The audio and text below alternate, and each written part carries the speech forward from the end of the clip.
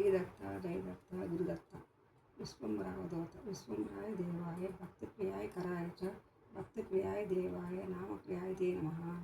ఒకసారి ఒక వికృతి రూపి అయిన అవధూతగా సిద్ధుల మధ్యకు వచ్చి చూస్తే కొందరు ధ్యానస్తులై కొందరు కలహకారంతో తగులుకుని కొందరు ధ్యానము చంచలుగాను ఉన్నారు. తన లీలలతో వారందరినీ ఆత్మస్థులను చేసి మరలా విడవగానే వారు యోగాబద్ధులమయ్యారు.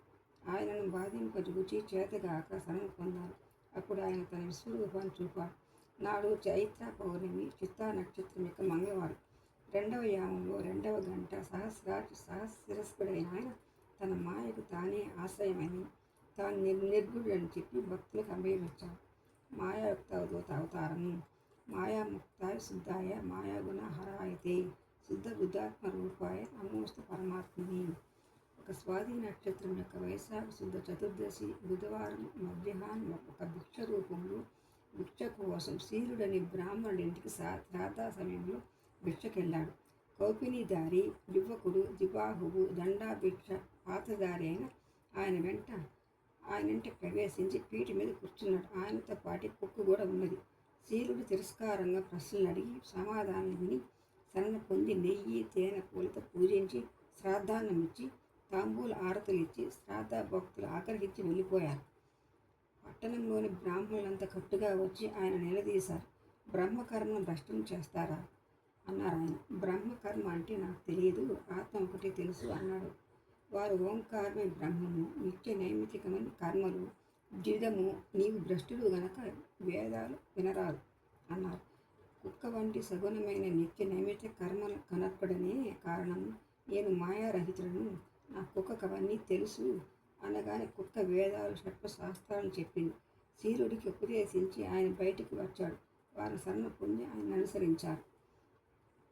మాయాముక్తావధూత అవతారం స్వమాయా గుణ ముక్తాయ ముక్తాయ పరమాత్మని సర్వతా జ్ఞాననాశాయ దేవదేవాయ నమో నమః. అప్పుడు అవధూత అడవిలో ఆసనమై ధ్యానస్థుడి కూర్చున్నాడు.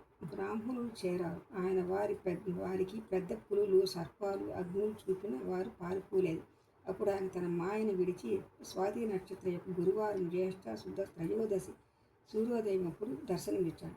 ఆయన అంకం మీద ఉన్న స్త్రీని ముద్దాడుతూ మధ్య మాంస సంగీతాలతో పొద్దుపుచ్చుతున్నాడు.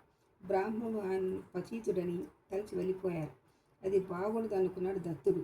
అయితే జంబాసురునితో యుద్ధంలో పరాజితులైన దేవతలు బృహస్పతి సలహాలను అనుసరించి ఆయనను సేవించారు. ఆయన ఆజ్ఞపై రాక్షసులను యుద్ధానికి పిలిచి దత్తుడిని బడిలోకి సుందరిని రాక్షసును సంహరించుకొని పోతున్నప్పుడు దేవతలు వారిని సంహరించారు. లక్ష్మి మరల ఆయన బడిలో చేరినది. కార్తవీర్యార్జునుడు ఆయన మాయకు చలించక సేవించి దత్తా భక్తి యోగాన్ని నేర్పి 12 రోజుల నుండి క్రమంగా మాసము 3 మాసాలు 6 మాసాలు 1 సంవత్సరం యోగా సమాధిలో ఉన్నాడు. తర్వాత అతనిని అనుగ్రహించి సర్వ ధర్మ పాలన చేయించాడు దత్తుడు.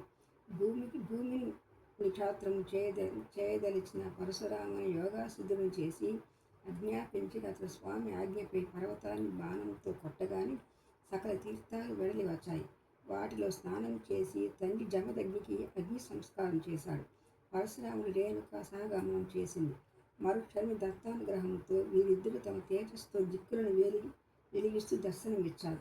తర్వాత రాముడు భూమిని నిక్షాత్రం చేసి వారి రక్తంతో ఆర్జ్యమిచ్చి సోమయాగం చేసి స్వామిని పూజించి 2వ వరం పొంది పశ్చిమ సముద్ర తీరాన తపస్సు వెళ్ళిపోయారు.